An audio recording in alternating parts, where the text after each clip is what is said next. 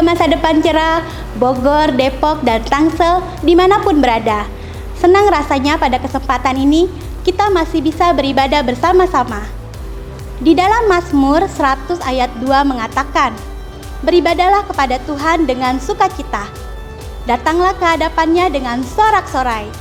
Mari kita persiapkan hati dan pikiran kita untuk memuji, memuliakan nama Tuhan, serta mendengarkan firman Tuhan yang akan dibagi oleh Bapak Sucipto. Selamat beribadah, Tuhan Yesus memberkati. Shalom, selamat datang di Keluarga Masa Depan Cerah, Gereja Kristen Perjanjian Baru Fajar Perdamaian Bogor. Anda bukan orang asing di sini, karena kita adalah satu keluarga di dalam Kristus. Ibadah ini, kita mau menjadikan Yesus sebagai pusat hidup kita. Biarlah semua ibadah kita hanya untuk memuliakan Tuhan saja. Haleluya. Sesuai dengan amanat agung Yesus Kristus, kita melakukan pemuridan untuk setiap anggota gereja. Semua yang melayani dalam gereja kita harus mengikuti pemuridan. Kedua paket pemuridan dalam gereja kita, yaitu dasar kekristenan atau DK dan hidup berjemaat atau disingkat dengan HB. Kami menganjurkan saudara-saudari untuk mengikuti pemuridan ini dan pasti akan bertumbuh dan diberkati. Sebagai gereja sel, kami menyelenggarakan kelompok-kelompok kecil. Supaya apa? Supaya kehidupan kekristenan kita bukan hanya sebagai suatu acara saja, tapi kekristenan adalah komunitas yang saling membangun satu dengan yang lain. Silahkan lihat di Warta Jemaat untuk mengikuti sel grup yang terdekat, atau biasa kita sebut dengan kesan kelompok saling memperhatikan. Selamat datang dan selamat beribadah dengan sukacita. Tuhan Yesus memberkati.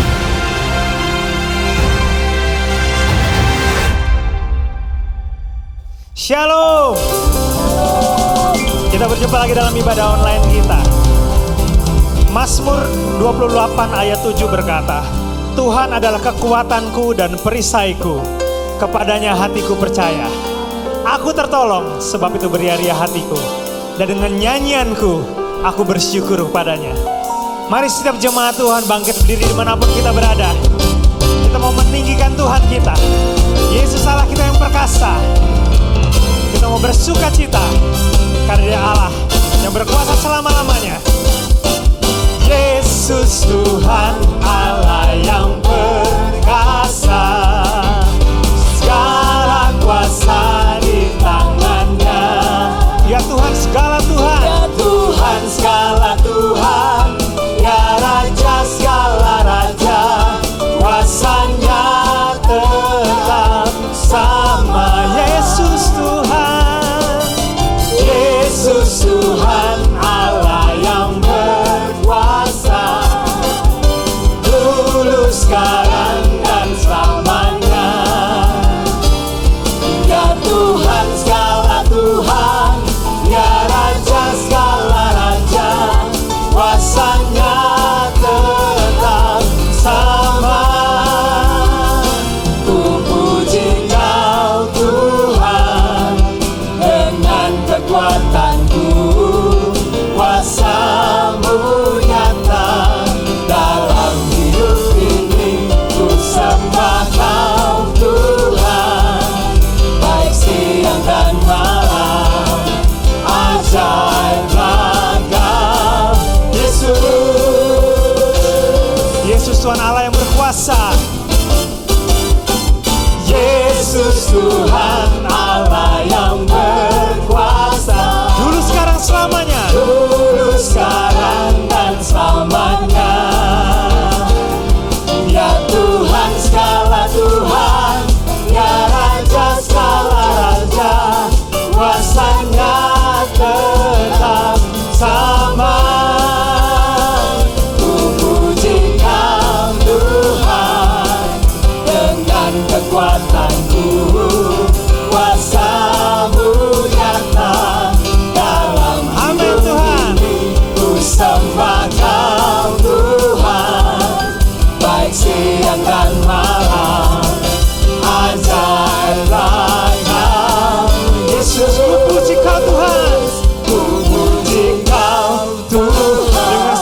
kekuatan kami, dengan segenap jiwa kami. Kuasa-Mu nyata dalam hidup ini.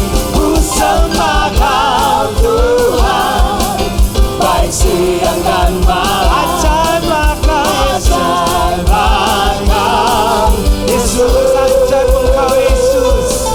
Ajaiblah Kau Yesus, Ajaib Engkau Yesus. ajaiblah Kau Yesus. Haleluya. Kami punya Allah yang ajaib. Kami punya Allah yang dahsyat. Kami punya Allah yang perkasa. Yesus Kristus Tuhan namanya. Haleluya. Haleluya. Yes, haleluya. Dahsyat Engkau Tuhan. Ajaib Engkau Tuhan. Haleluya. Haleluya Yesus. Haleluya Tuhan. Sungguh Allah yang ajaib bagi Tuhan. Kau Allah yang perkasa bagi kami Tuhan. Kami percaya Tuhan, Engkau adalah Allah yang menopang kami. Kami punya Allah yang besar. Kami punya Allah yang dahsyat. Yesus Kristus, nama yang ajaib, nama yang menyembuhkan, nama yang menyelamatkan kami. Biar pada pagi ini Tuhan, pada hari ini, kami terima kekuatan yang baru di dalam hadirat-Mu Tuhan. Biar pada hari ini Tuhan, kami masuk lebih dalam lagi dalam hadirat-Mu Tuhan. Nyatakan kemuliaan-Mu, nyatakan kebesaran-Mu, nyatakan kedahsyatan-Mu bagi setiap kami Tuhan. Engkaulah kekuatan kami.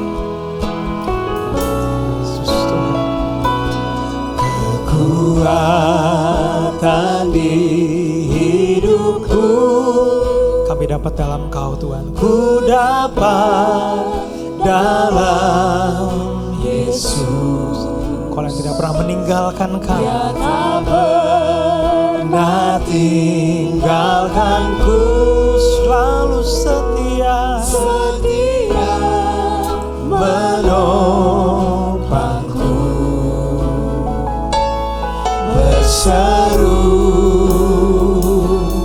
berharap dalam Yesus. Katakan sama-sama, kekuatan di hidup kami Tuhan hanya di dalam-Mu. Kekuatan di hidupku, Ku dapat hanya dalam-Mu, hanya dalam-Mu Yesus. yang tak pernah tinggalkanku, Allah yang setia. menopangku. Berseru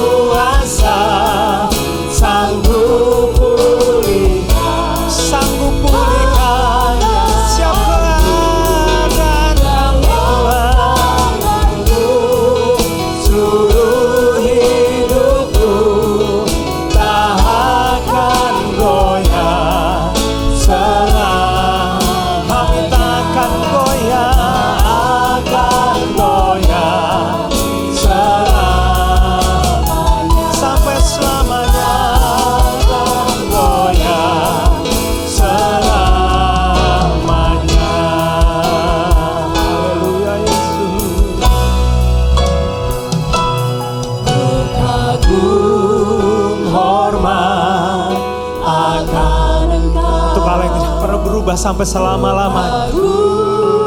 Kami kagum dan hormat akan Engkau Tuhan.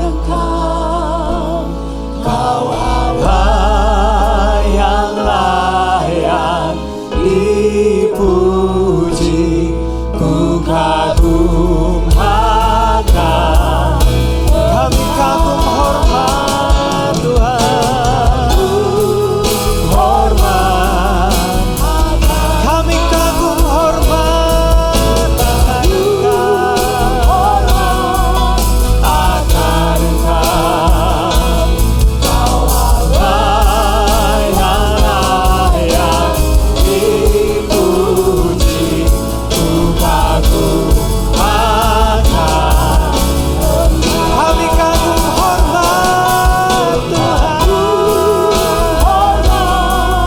sampai selama-lamanya. Kami kagum Tuhan, Engkau dahsyat, Engkau hebat, yang layak dipuji, ku kagum akan.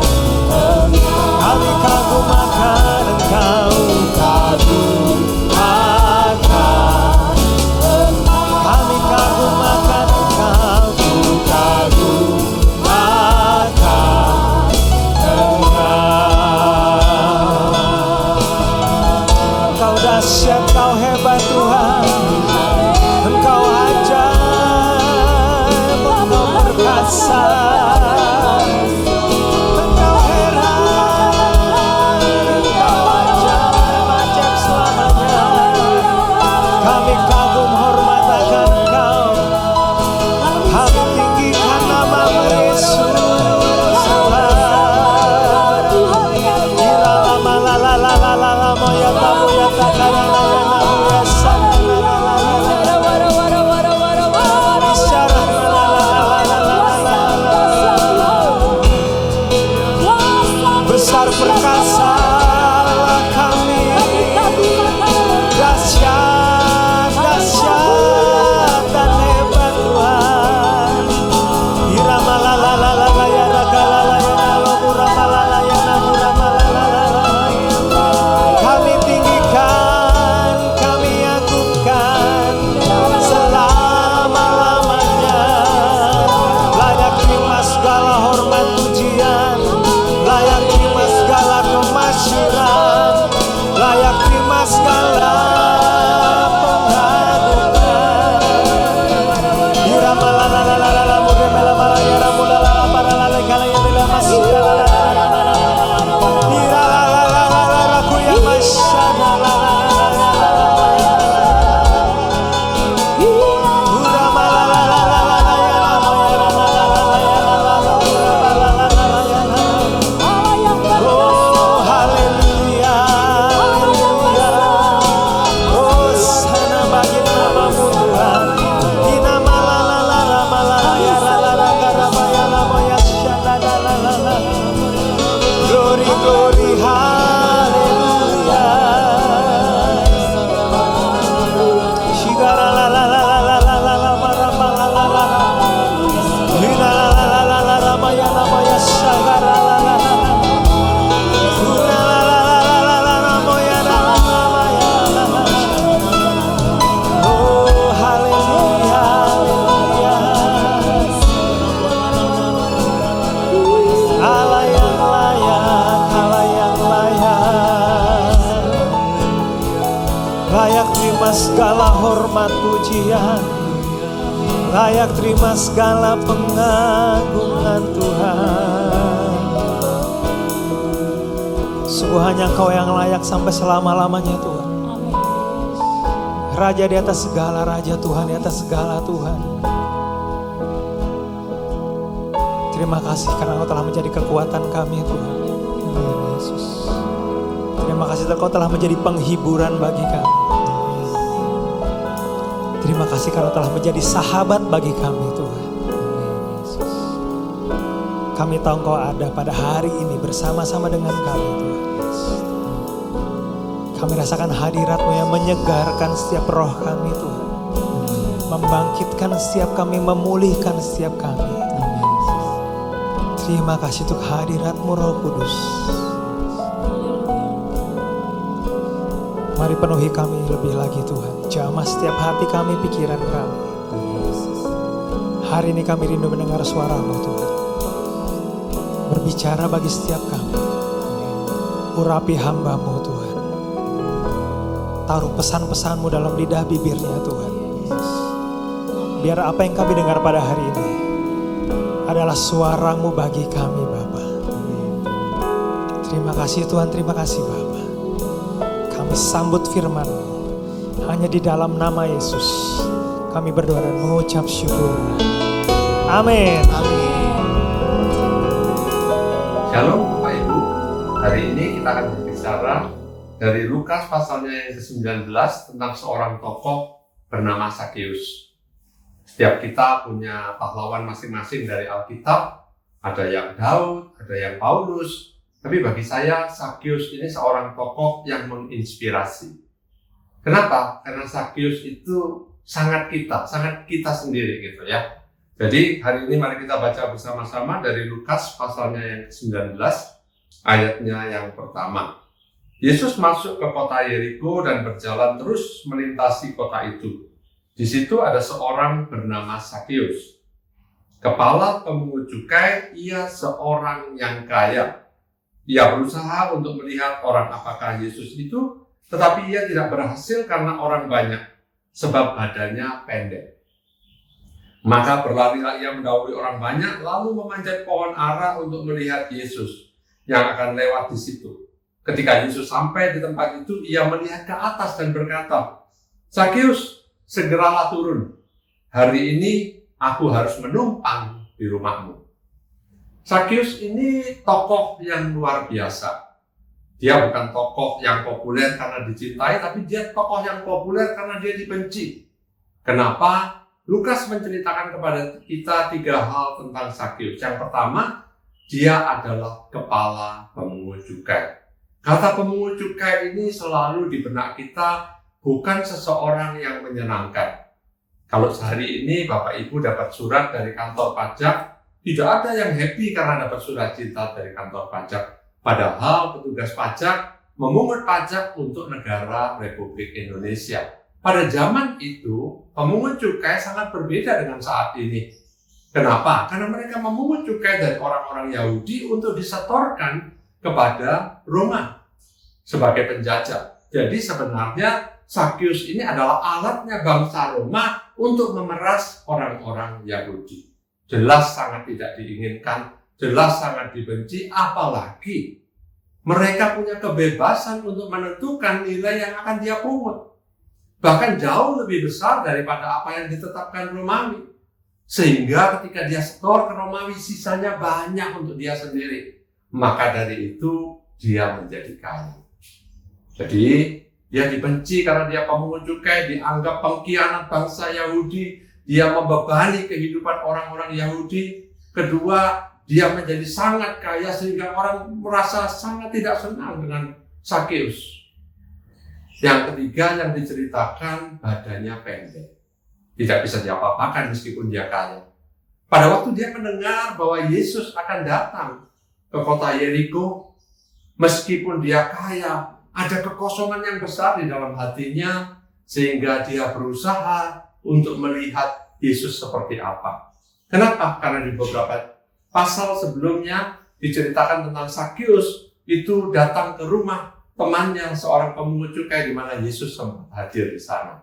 Keinginannya untuk mengenal Yesus itu membuat dia melakukan sesuatu yang mungkin di dalam nalar kita sesuatu yang luar biasa. Dia berlari, dia kemudian naik di atas pohon, saudara. Saudara bisa bayangkan dia akan jadi bahan tertawaan. Seluruh orang-orang Yahudi mengenal dia dan membenci dia. Saya bisa bayangkan anak-anak kecil mengambil batu-batu dan melempar ke atas pohon, berharap Sakeus jatuh dari pohon. Tapi bagi Sakeus semuanya itu dia akan lewati hanya untuk bisa berinteraksi, mengenal Yesus lebih lagi. Di ayat yang selanjutnya dikatakan di ayat yang ke-6, lalu Sakeus segera turun dan menerima Yesus dengan sukacita. Tetapi semua orang yang melihat itu bersungut-sungut, katanya, ia menumpang di rumah orang berdosa. Tetapi Sakeus berdiri dan berkata kepada Tuhan, Tuhan, setengah dari milikku akan kuberikan kepada orang miskin, dan sekiranya ada sesuatu yang kuperas dari seseorang, akan kukembalikan 4 kali lipat. Saudara coba bayangkan. Kata Yesus kepadanya, hari ini telah terjadi keselamatan kepada rumah ini, karena orang ini pun anak Abraham, sebab anak manusia datang untuk mencari dan menyelamatkan yang hilang. Saudara, ketika Tuhan Yesus lewat dan dia katakan, hari ini aku harus menumpang di rumahmu, orang-orang nggak ada yang senang. Kenapa? Karena orang merasa bahwa Sakeus ini seorang yang terbuang, seorang yang dianggap sampah, seorang yang tidak dihiraukan oleh orang-orang. Bahkan di kitab yang lain, ketika orang Kristen tidak mau bertobat, dikatakan ditegur, kemudian dicarikan saksi. Kalau masih nggak mau bertobat, anggap aja dia orang yang tidak mengenal Allah dan dia seorang pemungut cukai. Jadi kata pemungut cukai itu dipakai untuk orang-orang yang sudah sangat rendah. Dan pada saat itu ketika Yesus mengatakan, aku harus menumpang di rumahmu, itu sesuatu hal yang luar biasa bagi orang Yahudi. Semua pada bicara, kok bisa ya? Apakah Tuhan Yesus ini nggak tahu siapa Sakeus? Kok dia mau menumpang di sana? Sakeus sebagai pribadi yang ditolak, yang dibenci, yang dicaci maki, kalau zaman sekarang dibully gitu ya. Begitu dia mendengar bahwa Yesus mau tinggal di rumahnya, dia merasa penerimaan yang luar biasa. Dia langsung turun dari pohon. Saudara pernah naik pohon? Naik pohon dan turun pohon mana lebih sulit? Turun pohon jauh lebih sulit. Naik itu sudah sulit, turun itu jauh lebih sulit. Tapi ketika dia mendengar bahwa Yesus mau tinggal di rumahnya, dia tiba-tiba langsung turun dari pohon. Saya bayangkan mungkin menimbulkan banyak luka-luka di kakinya. Tapi bagi dia nggak penting. Yang penting dia bisa berbicara dengan Yesus. Dan dia katakan, Tuhan, separuh dari hartaku aku serahkan kepada orang miskin.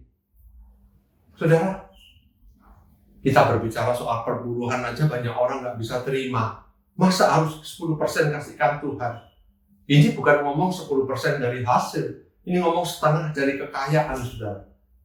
Kalau hari-hari ini yang menjadi syarat untuk orang-orang datang ke gereja, separuh harta harus diserahkan ke gereja, menurut saya gereja bakal kosong. Jangan-jangan saya juga nggak berdiri di sini di hadapan saudara. Tapi Sakeus katakan, separuh Tuhan hartaku aku berikan kepada orang miskin. Kita orang-orang yang bukan full time, yang pengusaha, kita tahu ya, kalau orang miskin mungkin dia menyerahkan 50% lebih gampang. Tapi ketika orang sudah kaya, hartanya banyak, jangankan 10%, 50%, 10% aja rasanya berat kasihkan sama Tuhan. Sakeus berikan separuh dari hartanya. Dan dia tambahkan lagi, kalau ada yang kuperas. Mana ada pemungut cukai yang tidak memeras. Jelas semuanya pasti diperas baru keluar uangnya. Dia katakan, akan aku kembalikan 4 kali lipat. Bukan cukup, sorry lo ya, aku sekarang bertobat, ampuni aku yang dulu ya. Enggak. Dia katakan, aku kembalikan 4 kali lipat. Luar biasa. Maka dari itu saya katakan, saya sangat salut kepada Sakeus. Pertemuannya dengan Yesus merupakan segalanya. Apa yang dulu dianggap penting, dia berani serahkan semua asal dia dapatkan Yesus. Bahkan yang lebih seru lagi, kenapa saudara? Tidak diceritakan di firman Tuhan bahwa dia bilang, Tuhan aku tak pulang dulu ya, izin sama istri untuk menyerahkan harta. Hari-hari ini loh, orang mau menyerahkan ke gereja, nyumbang gereja 1 juta aja. Dimarahin istri nggak jadi nyerahkan. Bayangkan Sakeus, mungkin dia bukan hanya tidur di pekarangan, mungkin dia digembok, pintunya suruh tidur di luar di jalan. Tapi dia berani berikan semuanya. Kenapa? Karena dia merasa Yesus jauh lebih penting.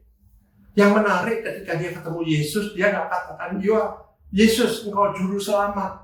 Oh Yesus engkau yang memberi berkat. Dia katakan, Yesus engkau Tuhan. Kata Tuhan itu menomorsatukan. Bos, nomor 1 raja. Pemilik seluruh kehidupan.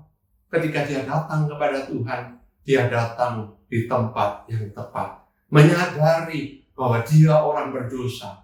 Dia datang kepada Tuhan, menyerahkan hidupnya. Apa yang kita bisa pelajari dari Sakeus ini? Jika saya mulai menyiapkan bahan ini, saya belajar 3 hal dari Sakeus. Poin yang pertama, tidak ada yang terlalu kotor bagi Tuhan, bagi kasih karunia-Nya yang begitu besar. Tidak ada yang terlalu kotor. Orang-orang Yahudi ketika mendengar bahwa Yesus mau tinggal di rumah Sakeus, mereka merasa, lu kenapa kok tinggal di rumah orang yang begitu kotor? Kita ini semua orang yang lebih baik. Tapi saya belajar, bagi Tuhan gak ada yang terlalu kotor. Tuhan mencari orang yang berdosa, orang yang terbuang, orang yang tidak ada yang mau. Justru untuk itulah Yesus datang di dunia. Tidak ada orang yang terlalu kaya yang tidak butuh Tuhan. Seringkali kita bilang, ini orang kaya, gak butuh Tuhan. Tidak ada orang yang tidak butuh Tuhan. Tidak ada orang yang terlalu baik yang tidak membutuhkan Tuhan. Tidak ada orang yang terlalu besar dosanya yang tidak bisa diselamatkan oleh Tuhan. Setiap kita, setiap yang mendengar, kita semua butuh Tuhan. Satu kali saya punya seorang teman. Teman ini kehidupannya masih single, ya agak-agak liar sedikit. Dia itu kumpul dengan banyak wanita yang lain, istilahnya samenleven atau tinggal bersama. Kalau bahasa Jawanya kumpul kebo, saudara ya, kumpul kerbau. Dan yang luar biasa, kerbaunya lebih dari satu. Ada yang kerbau single, ada kerbau milik orang lain, bagi dia nggak ada bedanya. Dia kumpul dengan beberapa orang. Tapi satu kali ketika saya mulai berbicara sama dia, saya ajak dia datang untuk ke sel grup kekesan. Dia mau datang, wah sukacita yang luar biasa. Saya beritahu teman-teman di kesan, nanti kalau datang jangan diinterogasi. Memang dia orang berdosa, tapi dia juga butuh Yesus. Dia datang. Pada malam itu kami sambut, kemudian dia omong-omong. Setelah itu minggu depannya dia bilang, rasanya saya nggak cocok. Tapi hubungan kami masih berlanjut. Setiap kali saya ketemu, dia panggil saya Pak Pendeta. Berarti saya bagi dia seorang pendeta, tapi kalau saya kembali ke gereja, saya cuma Pak Sucipto, bukan pendeta. Tapi saya senang, saudara. Dia punya kesempatan untuk mendengar tentang Yesus. Tidak ada yang terlalu kotor. Seringkali kita selalu membanding-bandingkan, orang ini nggak layak, orang itu nggak layak, dia terlalu jelek, saya lebih baik. Saudara, ketika kita datang kepada Tuhan, kita menyadari setiap kita ini orang berdosa. Setiap kita butuh Tuhan. Mari kita datang mengenal bahwa kasih Tuhan itu jauh lebih besar daripada apa yang bisa kita bayangkan. Yang kedua, semakin besar dosanya, semakin besar pengampunannya, semakin besar kasih kita kepada Tuhan.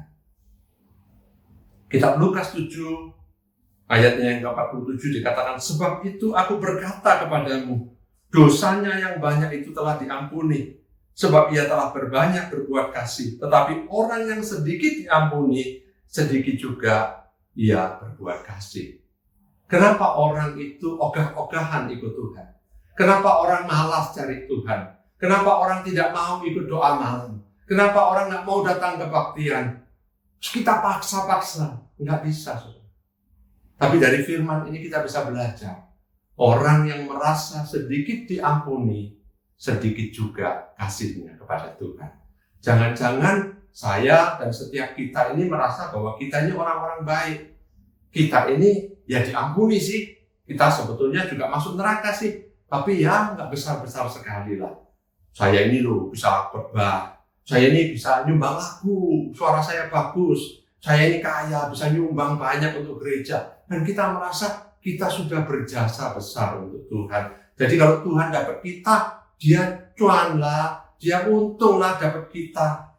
Tapi jarang kita memikirkan bahwa sebenarnya sebaik-baiknya kita, sebesar-besarnya sumbangan yang kita bisa berikan, tanpa kasih karunia Tuhan, kita semua nggak ada yang bisa diselamatkan.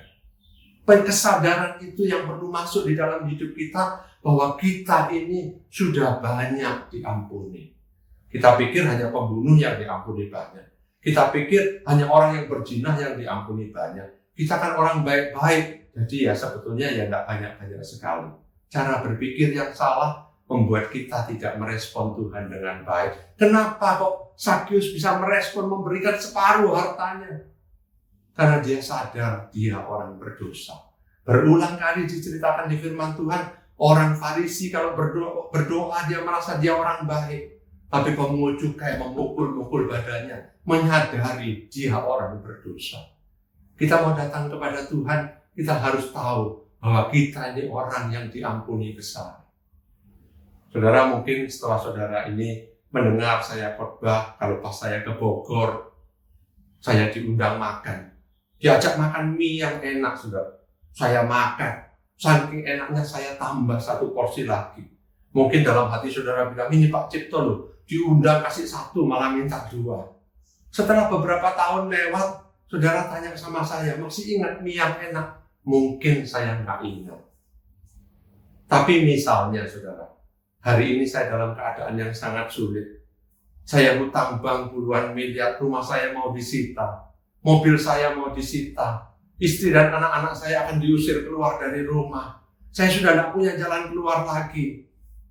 Tiba-tiba ada seorang teman yang menelpon, Cip, kamu nggak usah pusing. Kasih tahu aja bang, saya akan bayar semua hutangmu. Kemudian dia bayar hutang saya.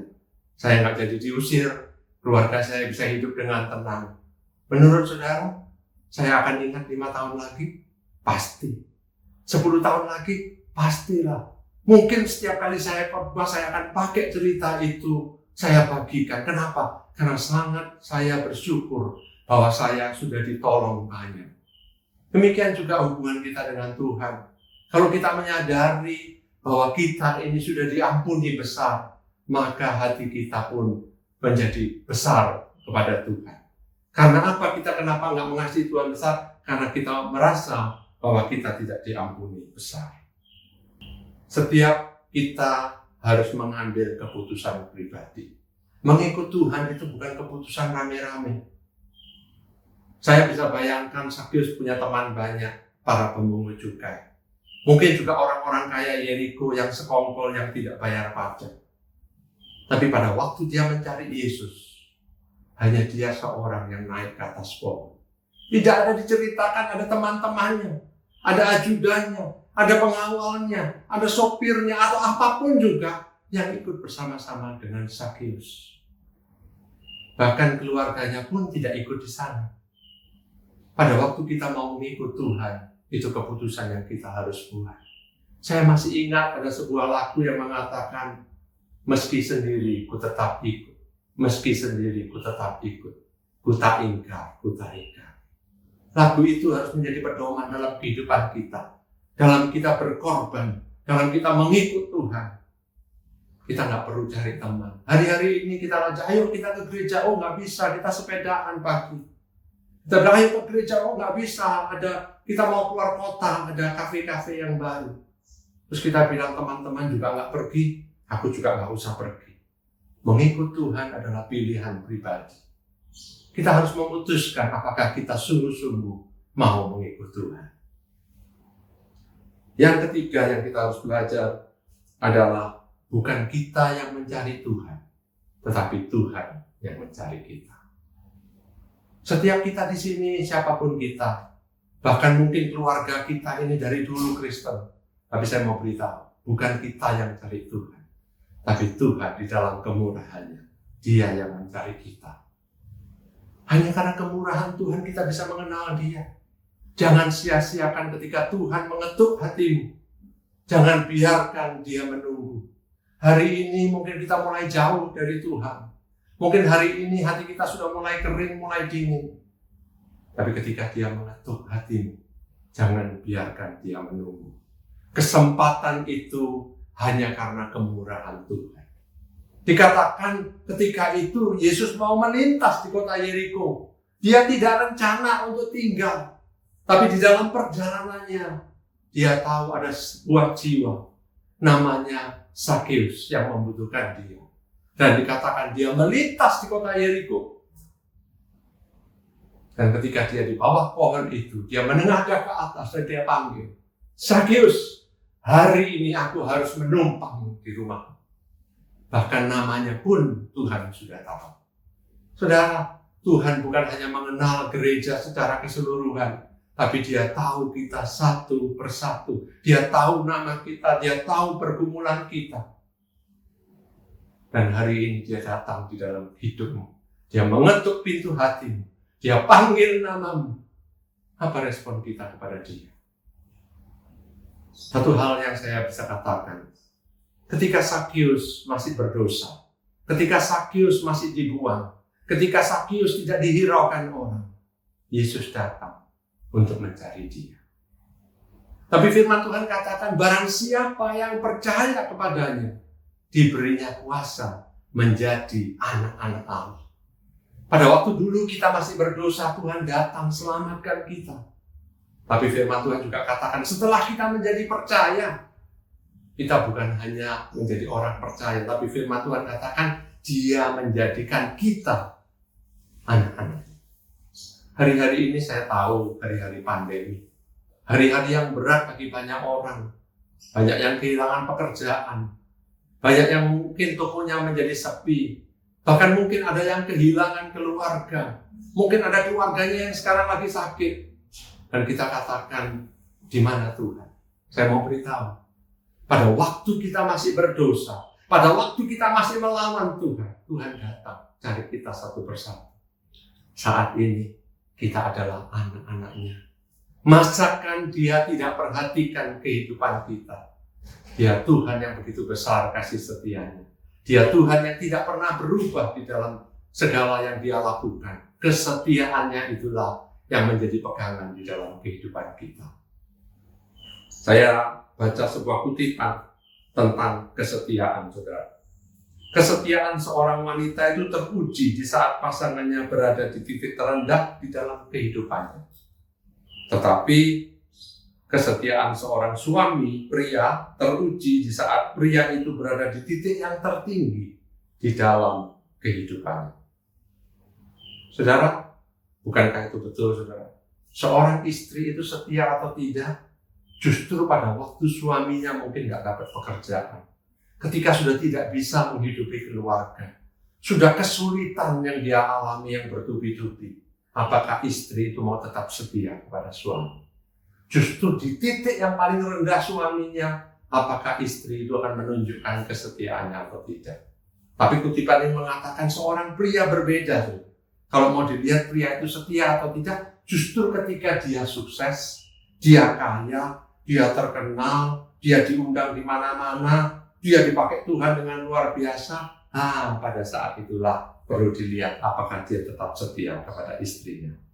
Justru banyak orang ketika dia di puncaknya, dia jatuh, terbukti dia tidak setia. Tapi Tuhan sama sekali berbeda.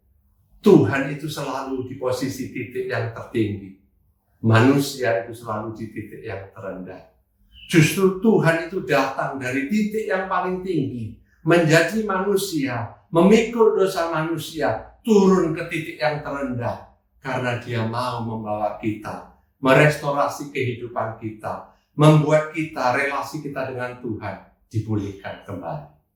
Menunjukkan kesetiaan Tuhan. Kalau hari-hari ini saudara meragukan kesetiaan Tuhan, saya mau ingatkan, engkau adalah anak-anak Allah. Dia Bapa yang setia, Dia Bapa yang mengasihi setiap kita. Kitab Roma, pasalnya yang ke-8, ayat yang ke-32 mengatakan, Ia yang tidak menyayangkan anaknya sendiri, tetapi menyerahkannya bagi kita semua. Bagaimanakah mungkin Ia tidak mengaruniakan segala sesuatu kepada kita bersama-sama dengan Dia. Wah, itu ayat yang membuat kita memberikan jaminan dalam kehidupan kita bahwa ketika kita ini masih berdosa, Tuhan memberikan anaknya bagi kita. Masa sekarang sudah jadi anaknya, Tuhan tidak hiraukan kehidupan kita. Pada waktu beberapa minggu yang lalu, saya dapat jatah untuk berbicara di gereja MDC di Surabaya. Bagi saya, setiap kali saya pelayanan di MDC Surabaya, terutama kalau di Putat atau di CW, selalu membuat saya itu stres, saudara. mempersiapkan, stres untuk menyampaikan apa yang Tuhan mau. Membuat saya biasanya 2 minggu mulai sakit-sakit semua. Jadi ketika sudah memasuki 2 minggu yang terakhir itu, badan mulai sakit-sakit, mulai mahnya rasa nggak enak. Pada saat yang sama, pekerjaan saya juga mengalami masalah. Saya mengerjakan taman di salah satu perusahaan. Sudah saya lakukan di tahun 2019, saudara. Sampai hari ini pembayarannya belum selesai dengan tuntas. Pada waktu itu saya tanya, dia katakan yang saya kerjakan nggak ada di kontrak, jadi harus dibuatkan kontrak baru, harus ditunda lagi.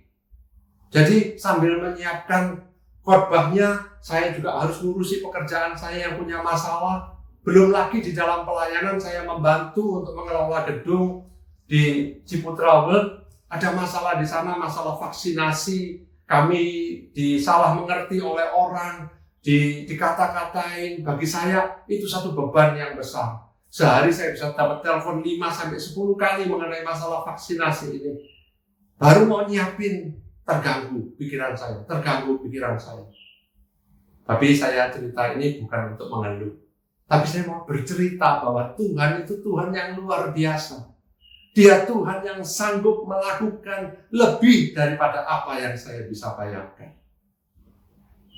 Pada waktu itu, saat itu saya pernah beli seekor burung.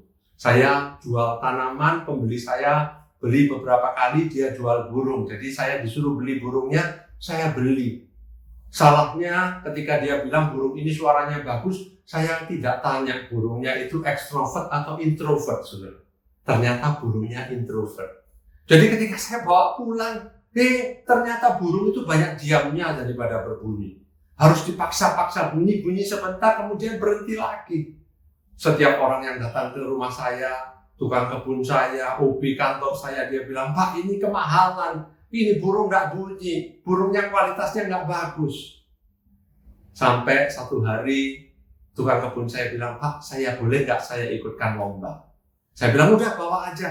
Dia bilang, harus bayar, Pak. Ya nggak apa-apa, bayar aja. Dia bilang, supaya tahu kualitas burungnya. Dibawalah pagi itu hari Minggu ke lomba burung. 1:30 siang saya ditelepon oleh tukang kebun saya. Dia katakan, Pak, saya mau nyampaikan sebuah kabar. Saya tanya, ada kabar apa? Dia bilang, kabar yang luar biasa. Burungnya juara, saudara. Juara 1, saudara. Waduh, itu mujizat burung introvert jadi juara 1, saudara. Setelah itu, saya jadi semangat. Dia bilang, ada yang mau beli? Saya bilang, enggak, coba dilombakan lagi lomba yang lebih besar. Ternyata pada waktu dilombakan di lomba yang kelasnya nasional, banyak juara-juara di sana, burungnya enggak juara, saudara. Akhirnya saya pikir-pikir, wah, kurang tembakannya, istilahnya orang burung begitu. Saya jadi sekarang ini cari, siapa tahu ada saudara yang mendengarkan, ahli vokal, saudara, bisa kasih les untuk burung saya. Bukan itu saja, tiba-tiba saya dapat transferan uang, saudara. Yang seharusnya saya dibayar, nggak dibayar. Yang sudah dibayar ulang oleh perusahaan tadi, akhirnya kurang lebih dapatnya sama. Saya sungguh-sungguh sangat diberkati pada waktu itu. Saya cuma merasa Tuhan itu luar biasa. Yang salah, yang benar jadi salah, saudara. Supaya yang salah bisa jadi benar. Saya seharusnya nggak dibayar, tapi yang sudah dibayar, akhirnya dibayar ulang. Akhirnya saya kembali dapatkan uang yang menjadi hak saya. Pada waktu mau vaksin itu jadi masalah yang besar, tapi hari-hari terakhir menjelang saya melayani hari Minggu, hari Sabtu semua urusannya beres. Kita dapat jatah vaksin gereja, semuanya bisa dibereskan, saya menjadi tenang. Di sana saya belajar, Tuhan itu Tuhan yang luar biasa. Tuhan yang mengasihi dan menyayangi kita. Dia Tuhan yang sanggup melakukan mujizat bagi anak-anaknya. Saya sambung sedikit lagi, saya tahu waktunya sudah lewat. Ketika saya dapatkan burung saya kembali, ketika saya merawat burung-burung itu, saya nggak biasa merawat, saya lupa nutup pintunya. Sehingga salah satu burung yang dipakai untuk menjadi master daripada burung yang dilombakan tadi terbang pergi, burung lovebird, saudara.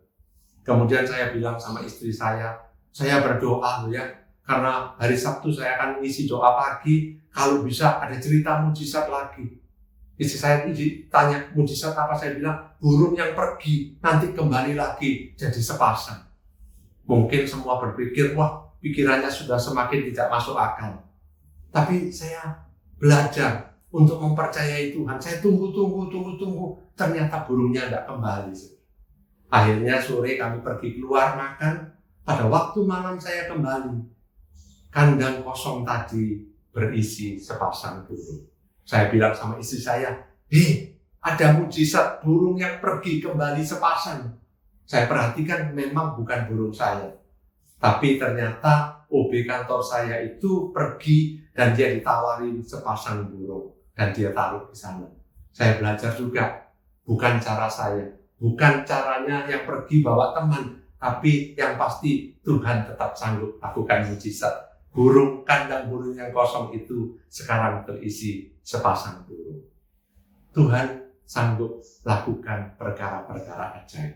Mari hari ini kita bikin satu keputusan seperti Sakeus. Cari Tuhan sungguh-sungguh, layani Dia sepenuh hati. Berikan seluruh kehidupan kita. Kita adalah anak-anaknya. Dia sanggup jagai setiap kita. Mari kita berdoa. Tuhan, hamba-Mu berdoa untuk setiap yang mendengarkan. Bapak, Ibu, saudara-saudara yang dikasihi oleh Tuhan. Biarlah hari ini kita semua mengalami kemurahan Tuhan. Mengalami mujizat Tuhan. Mengalami keajaiban yang daripada Tuhan. Apapun yang menjadi pergumulanmu, Tuhan tahu. Dan Tuhan sanggup lakukan keajaiban. Di dalam nama Tuhan Yesus, kami semua berdoa. Amin. Tuhan memberkati. Ya, kita siap untuk memberikan persembahan yang terbaik bagi Tuhan kita. Persembahan Bapak Ibu bisa ditransfer ke nomor rekening yang tertera di layar Bapak Ibu Saudara, atau melalui GoPay atau OVO. Saya bacakan satu ayat dari Mazmur 54 ayat 8 berkata, dengan rela hati aku akan mempersembahkan korban kepadamu. Bersyukur sebab nama-Mu baik ya Tuhan. Kita bawa persembahan kita dengan bersyukur, dengan rela hati, dengan bersuka cita. Mari sebelum kita memberikan persembahan, kita berdoa bersama-sama. Bapa, kami mengucap syukur untuk pemeliharaan tangan Tuhan atas setiap kehidupan kami. Sepanjang minggu ini kami bisa melihat tangan Tuhan menyertai kami, memberkati kami berlimpah-limpah. Oleh sebab itu Tuhan, kami siap untuk memberikan persembahan yang terbaik Tuhan. Kami membawa dengan rela hati, kami membawa dengan sukacita. Karena ini adalah syukur kami bagi Engkau Tuhan. Terima kasih Bapa, kami siap memberi dengan sukacita. Di dalam nama Yesus kami berdoa. Amin. Selamat memberi.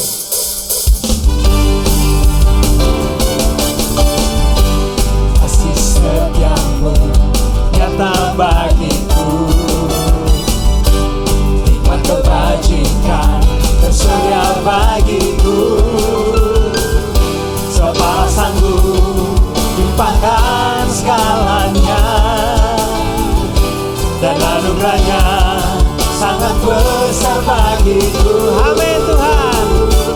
Aku diberkati, aku dilimpahi, karena Allah sanggup untuk menyediakan.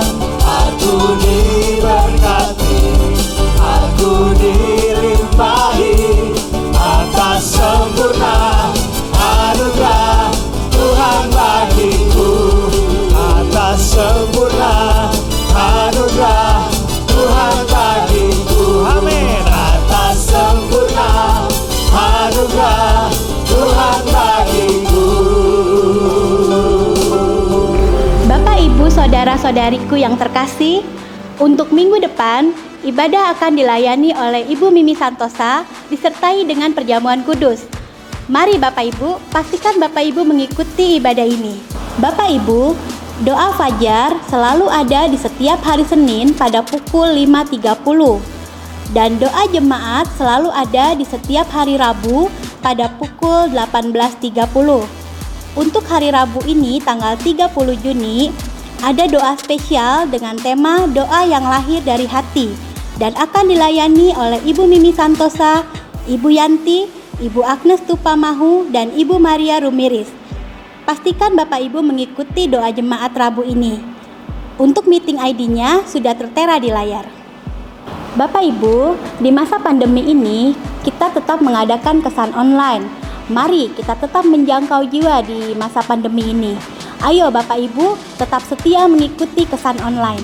Untuk Bapak Ibu yang mempunyai anak usia balita sampai SD kelas 6, bisa mengikuti ibadah anak melalui Zoom. Mari Bapak Ibu, kita berikan semangat pada anak-anak kita untuk mengikuti ibadah anak ini dan dapat menghubungi kontak person yang tertera di layar. Saudara-saudara, pada akhir dari ibadah online kita pada hari ini, saya percaya kita semua sudah diberkati, baik pujian penyembahan maupun pesan kebenaran firman Tuhan yang disampaikan oleh Bapak Sucipto Kusno. Beliau yang saya kenal adalah seorang pelayan yang setia di Gereja MDC Surabaya. Beliau seorang pengkhotbah dan beliau juga seorang pengusaha yang berhasil. Dan saudara, kita percaya lewat ibadah hari ini dan pesan Tuhan hari ini, saudara, biar hidup kita memuliakan Tuhan lebih lagi. Biar setiap kebenaran firman Tuhan yang udah kita terima, saudara, itu bisa kita terapkan di dalam kehidupan kita sehari-hari. Biarlah saudara kita belajar terus untuk mempraktekkan setiap firman Tuhan. Saya yakin saudara, pasti Tuhan juga akan memberi kekuatan. Tuhan akan memberi jalan keluar bagi setiap masalah dan pergumulan kita pada saat ini. Mari saudara, sebelum kita akhiri tutup dengan doa berkat, saya juga tergerak untuk berdoa bagi bangsa dan negara kita. Berdoa bagi kota kita, kota Bogor, supaya semuanya cepat dilalukan dari pandemi ini. Mari semua yang di rumah, saya harapkan bangkit berdiri, kita akan tutup ibadah kita pada hari ini dengan doa. Terima kasih Tuhan, hari ini kami sudah boleh beribadah lagi kepadamu. Sekalipun lewat online, hati kami mau tetap percaya kepadamu. Hati kami mau tetap setia ibadah kepadamu Tuhan. Setiap harinya, setiap minggunya. Ya Bapa, saat ini kami mau berdoa bersama-sama untuk bangsa dan negara kami. Tuhan, Engkau yang tolong bangsa kami Tuhan. Engkau yang lalukan bangsa kami dari setiap pandemi ini Tuhan. Biar segera Tuhan virus-virus ini Tuhan dan segala akibat dari pandemi ini Engkau angkat dari bumi Indonesia Tuhan. Kau beri pemulihan, baik pemulihan ekonomi, pemulihan politik, pemulihan dari segala sakit penyakit Tuhan. Engkau yang turut campur tangan dalam bangsa dan negara kami. Kami berdoa kiranya bangsa dan negara kami Tuhan boleh tetap aman Tuhan. Boleh ya Bapak banyak yang sembuh dari sakit COVID ini Tuhan. Kami percaya Tuhan, Engkau Tuhan yang akan menolong Tuhan setiap pergumulan bangsa kami. Demikian juga pemerintahan kami diberkati dengan takut kepadamu. Diberi kebijaksanaan ya Bapak untuk mengatur segala sesuatunya. Tuhan yang menolong bangsa kami. Kota Bogor juga kami naikkan kepadamu Tuhan. Biarlah damai sejahtera-Mu atas kota Bogor. Dan biarlah Tuhan banyak orang yang sakit di kota Bogor Engkau yang akan sembuhkan Tuhan Yesus. Engkau yang akan lindungi Tuhan Yesus kota Bogor dari segala malapetaka. Ya Bapa, untuk setiap keluarga-keluarga jemaat, orang-orang yang udah setia beribadah kepadamu, Tuhan kiranya Engkau berikan perlindungan khusus ya Bapa. Buat orang tua, anak-anak, suami, istri, semua saudara-saudara kami lindungi Tuhan. Jauhkan dari segala virus-virus COVID. Engkau yang menyertai dengan darah Yesus Tuhan. Supaya kami semua tetap sehat dan boleh bekerja bahkan melayani-Mu Tuhan. Terima kasih Tuhan, terima kasih Bapa. Kau memberkati semua jemaat yang sudah mengikuti ibadah online pada hari ini Tuhan. Apapun profesi kami Tuhan, biarlah Engkau memberkati setiap tangan-tangan kami dibuat berhasil Tuhan. Setiap hati kami ya Bapa dibuat sukacita dan penuh kasih Tuhan. Terima kasih Tuhan Yesus. Mari saudara-saudara di rumah kita akan mengangkat kedua tangan kita. Tuhan kiranya memberkati kita dan melindungi kita sekalian. Tuhan kiranya menghadapkan wajahnya kepada kita dan memberi kita kasih karunia. Tuhan kiranya menghadapkan wajahnya kepada kita dan memberi kita damai sejahtera, kasih sayang dari Allah Bapa, Tuhan Yesus, dan persekutuan dengan Roh Kudus menyertai kami semua mulai dari hari ini sampai Tuhan Yesus datang yang kedua kali. Semua yang percaya, mari sama-sama kita katakan amin. Amin. Tuhan Yesus memberkati.